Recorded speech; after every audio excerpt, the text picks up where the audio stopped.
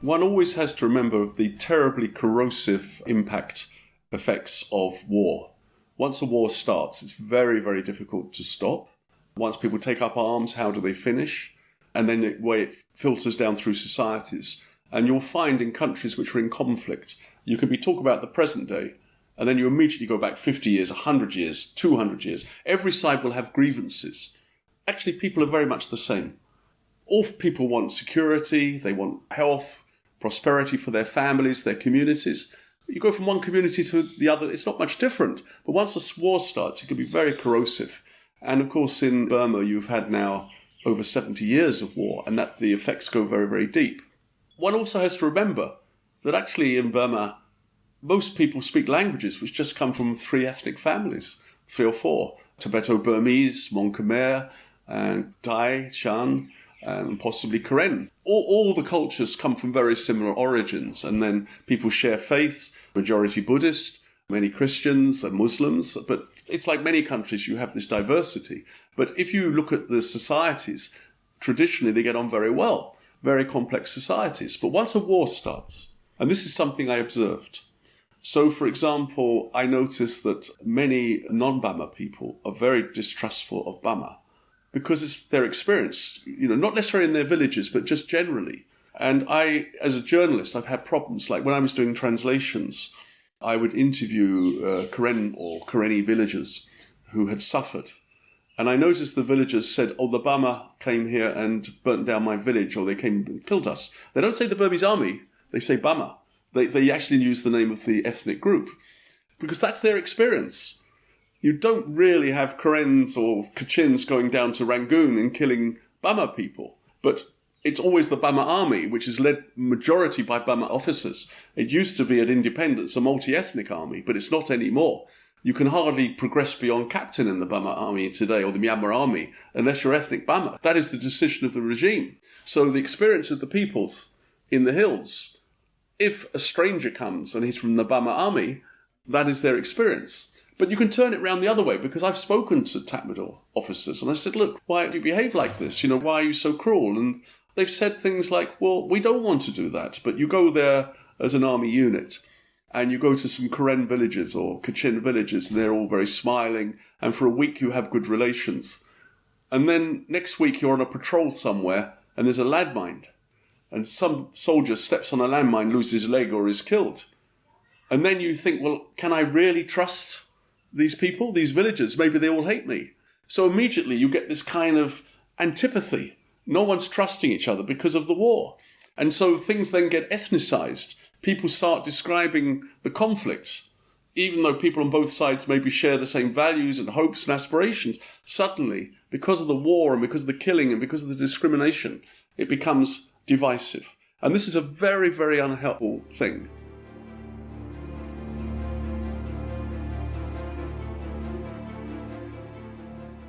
And what you'll find is that if you talk to people who've taken up arms, the really experienced people, so the KNU and the KNPP at independence, even the Kachins, they had a lot of people from the British Army. They were actually trained about military regulations, the war, how you conduct yourself with civilian populations. Those who take up arms, it's a big responsibility to behave. And it's quite interesting today, the ethnic armed organisations, the ones who are against the government prefer to call themselves the ethnic resistance organisations. Quite a lot of them have done international studies, and they've signed a thing called Geneva Call, which is about how you treat civilian populations, how you don't use landmines. They've actually studied these things. They've learnt about these responsibilities. I would like to think that the Burma Army has done this, the Myanmar Army, but they haven't. They haven't signed international conventions. In fact, they're just bombing villages. These are absolutely huge war crimes. You don't target civilian populations because of the political problems or the resistance problems you have on the ground. The civilians are sacrosanct and they should not be victims. And that is, of course, why Min Aung Hlaing and some of the generals are now under investigation, the International Criminal Court, International Courts of Justice. These are war crimes anywhere in the world. But the trouble is that you have a Myanmar army who not only feel they have the unilateral right, the proclaimed right to behave how they see fit, they've also put themselves into the constitution with having this right. And then you begin to get problems, because the big issue is that if you try to solve the issues I'm talking about, not only the political problems, but the human rights issues of how you behave towards each other, then you've got to have a process of disarmament. A peace process should mean disarmament. It should mean laying down of arms, demilitarization, rebuilding damaged societies, dealing with the issues that I'm talking about. That can be a transitional justice inquiry. But anyway, everybody's got grievances. Once you start saying, well, those committed human rights abuses, those committed human rights abuses, this is not like a game where you can balance it up. It has to be for everyone. You have to have universal principles, ways to deal with this. And this becomes very, very difficult. And in Myanmar, there is no such process, but it's got to come. And I think one of the things which alarmed many people during the nationwide ceasefire agreement was that people thought, okay, this is good. We're talking about the politics. We recognise all sides probably can admit they've done things wrong. Once you've taken up arms, once you're wearing a uniform and you commit abuses, it doesn't matter what is your cause. If you are abusing civilians and committing human rights abuses, it's the same for all parties.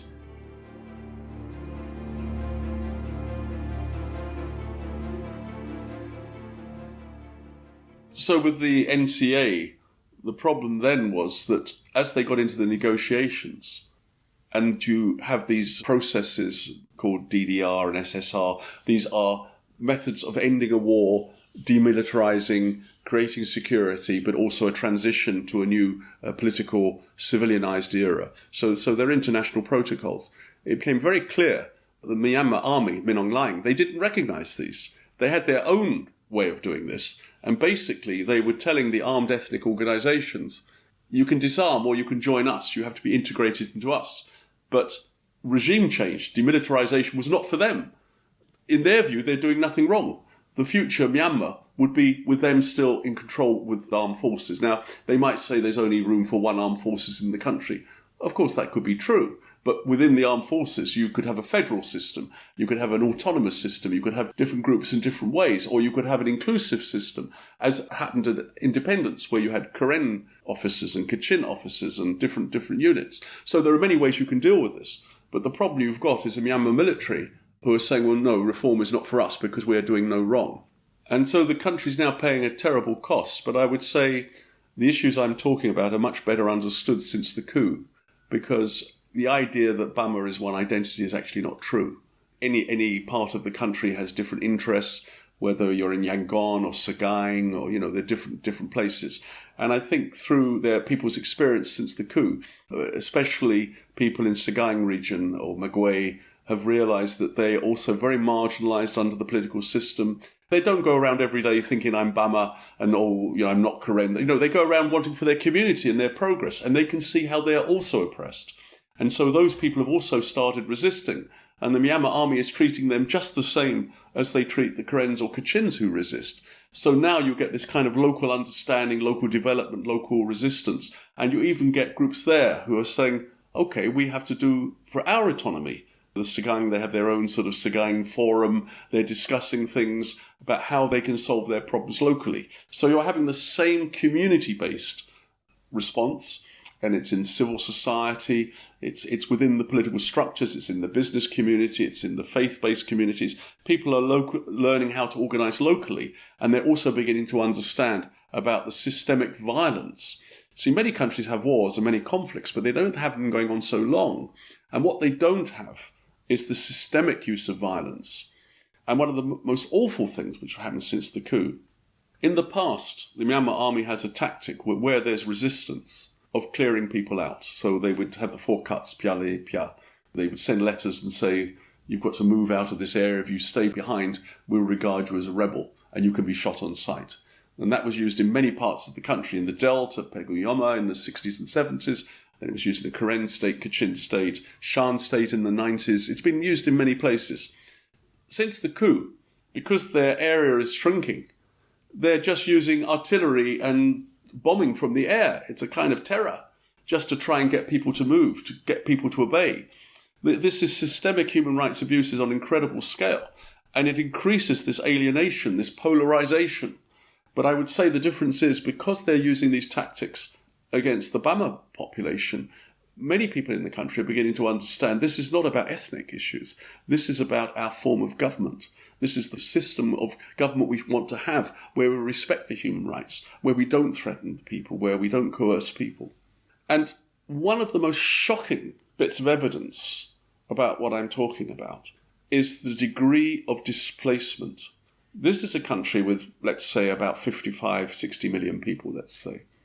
But after all these decades of warfare, and after what has happened, it could be that over 8 million people, maybe 10 million people, are no longer living in their homes.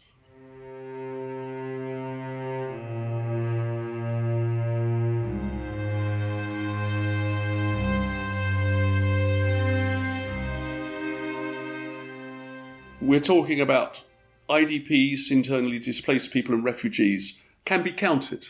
It's about 4 million. And there's about 4 million people from Myanmar living in Thailand working as migrants. Some are legal, some are illegal. Malaysia, India, Bangladesh, China, and then, of course, the diaspora abroad. You have this emptying out because of the systemic violence and the insecurity of people leaving the country or leaving their homes. It's on profound scale. That's why, personally, I've always felt that education is one of the most neglected needs, and why we have to really support education for the long term. Because how can you deal with building a better future if people are not getting education? If you don't have education, if you don't have good health systems, if you don't have good development systems, how can there be a better future for the country? And some of the most talented people have now been cleared out. And one would like to think that, well, perhaps all sides have behaved badly, and that, you can't just blame one group of people. And surely one day, when people sit down and look at it, many sides will have to hold their hands up and say, look, we did this wrong. We are guilty of things too. There can be no doubt about this. But I don't think any person in the country has acted on such systemic scale that about 20% of the population have had to leave from their homes. Some have had to run away for their lives. Some have had to run away because for their families they have no opportunity. And one of the interesting things, if you look at the Sagaing area, many people had already left before 2021 and the violence started because they had no future. Many of them have already gone to Karen State or gone to Thailand to work because there was no future for them there. So these are issues where people are beginning to share experiences. And what I'm hoping is that this idea of not trusting each other because of their ethnicity, which is a consequence of the conflict, it's a consequence of misrule. I think that the future is going to be better because people are now beginning to understand this. And one has to hope that the present government changes soon, because only by changing that government can there be a better future. The present government is the last stages in a very coercive, military, oppressive regime. And the worst thing which could happen now is that international actors will come in and bail it out and allow it to continue for any longer.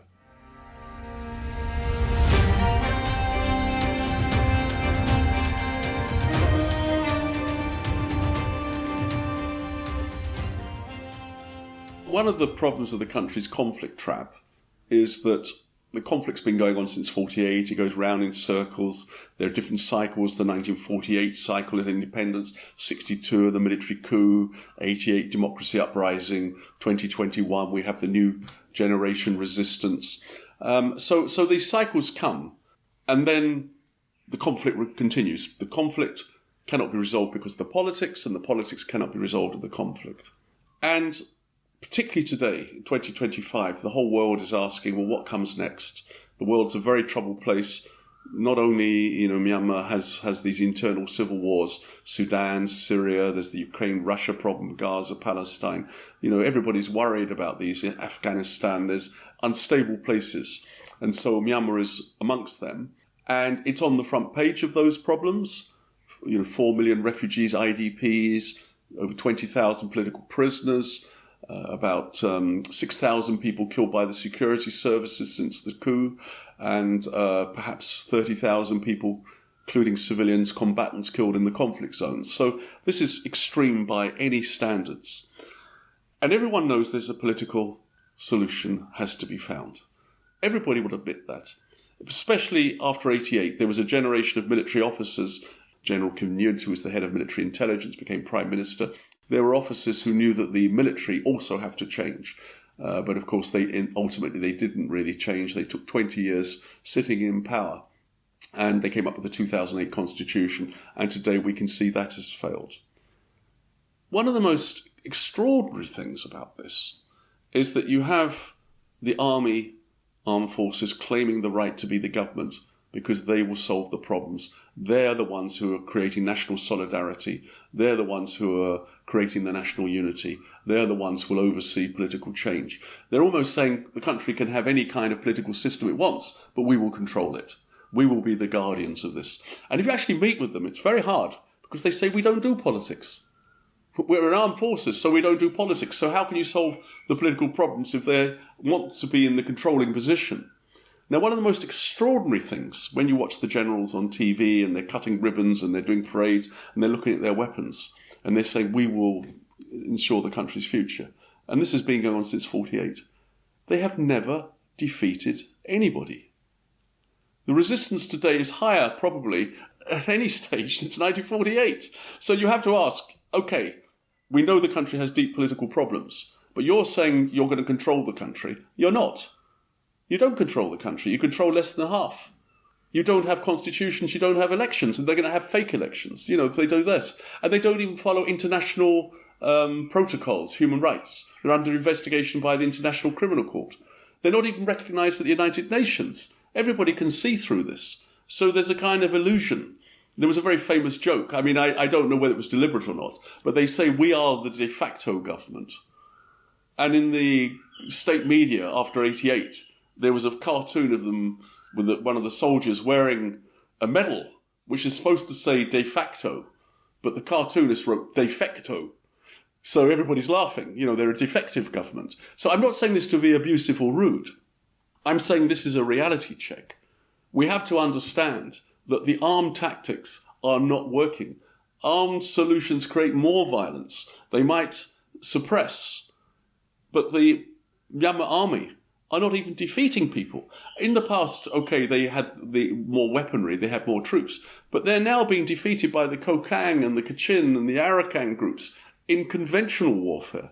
They're even losing conventional warfare. So their territory is retreating.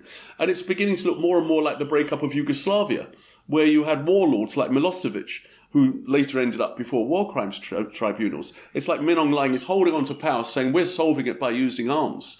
But they're not. That is the crude reality. And it's a question of saying, well, the emperor's wearing no clothes. How much longer can this go on? And it's, in Yangon at the moment, the ruling families and their sons and daughters are running business companies, and they're almost saying, well, there's no problem. But of course, the whole Myanmar people are suffering. So we have to understand the reality of this kind of schizophrenia, what's happening in the country. So on the one hand, you have the opposition, who are very diverse, very complicated, saying we have to change. And then you have the Myanmar military, who are offering no change. But at some stage, they're going to have to offer change. And the question is, how will that happen? So as the country becomes vulnerable, you now have the situation where if the Myanmar people are not able to solve it, neighbouring countries will take what they can, because it's for their stability, for their economic future. This is one of the fastest growing regions of the world.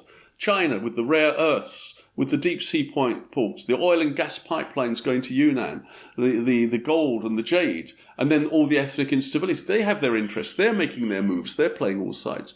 Thailand now, not only with the refugee crisis, the migrant workers, but they have the Shwe Kok Hu scam centres and so on like this. And Thailand wants to do its own interests. And now you have Russia coming in for the Dave development project. They will do their thing. And then you have India and Bangladesh with the refugees there and the Sitwe and the Caledon Gateway. They have their interests. So if the Myanmar people are not united and you don't have a government which can truly represent the interests, the foreign countries are going to take it up. They're going to take over what they can because they're stable. They want security. They'll take their interest. You'll have this new game, the great game for Myanmar. And with the Trump administration now withdrawing, it seems, from world affairs, pulling out from US aid and all the interest the Americans have done to create and support stability and human rights, that has been taken. So you're creating this instability. So it's really in the interest of the Myanmar people, whether they're Tatmadaw, whether they're Kachin Independence Organisation, it's the interest of all sides to work together to solve this. So how can everybody work together, whether they're the armed opposition groups or the parties like the National League for Democracy, which won the election, or the National Unity Government, which has declared itself, or even the military. How are they going to solve it? Well, the problem is that people have to listen to each other. They have to recognise there are different models, there are different needs, there are different processes. I think the whole international community would support it if there was an inclusive process. But there has to be some reality. Every side has to recognise they're not going to win a military victory. So the Tatmadaw has to understand that. But also the armed opposition groups know they're not going to win total military victory. But if you don't have a kind of framework, then other things are going to fill the vacuum. And some very interesting things are happening in the country right now. So everyone knows the 2008 constitution is not suitable. Everyone knows the NCA, the Nationwide Ceasefire Agreement, hasn't worked.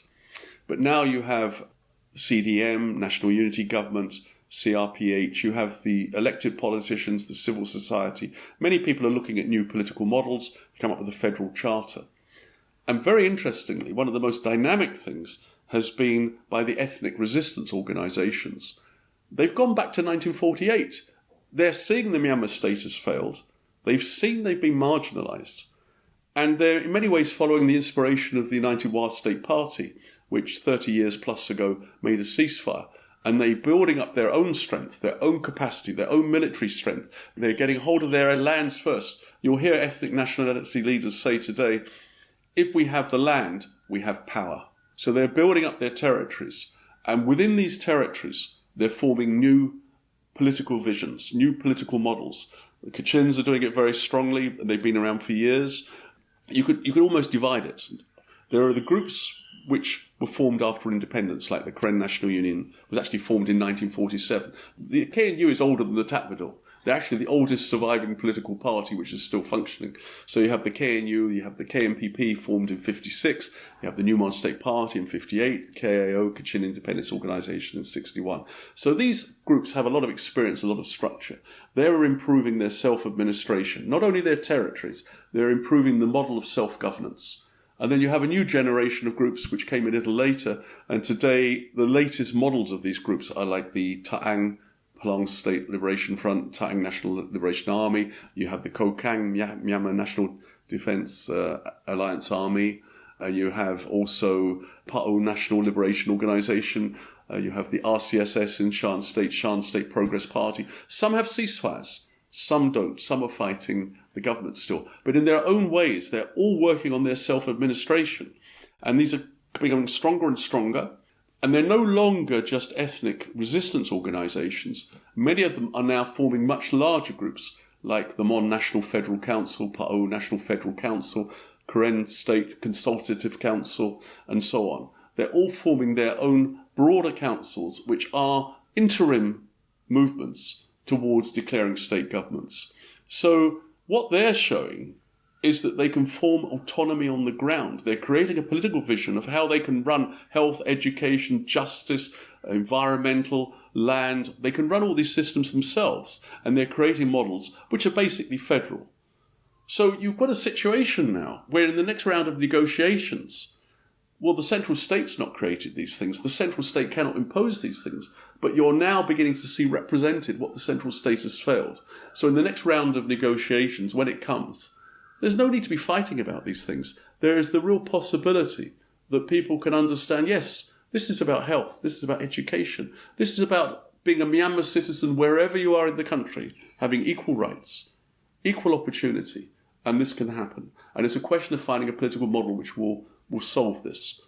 But it's not going to become by a group of generals fighting with everybody and saying we're the only ones who are going to solve the country. This is so extremely exposed at this moment that it has to end. And it's really, really important that the international community don't suddenly prolong the conflict into another generation by saying to the generals, well, yes, we'll give you weapons and here's some arms, and please sell us uranium, please sell us rare earths, and you can carry on doing what you're doing. The international responsibility now is huge, whether with the UN, with ASEAN and China and so on, to solve this. And I do believe the neighbouring countries understand this.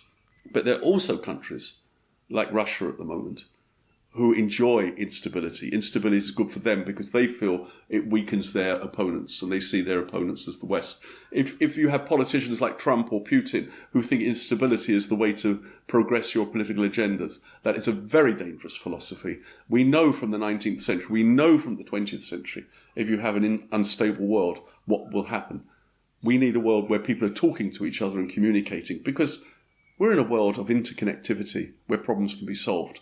The last thing, whether at the local level like in Myanmar or on the international stage, with Myanmar becoming a source of conflict between international powers, that's equally dangerous.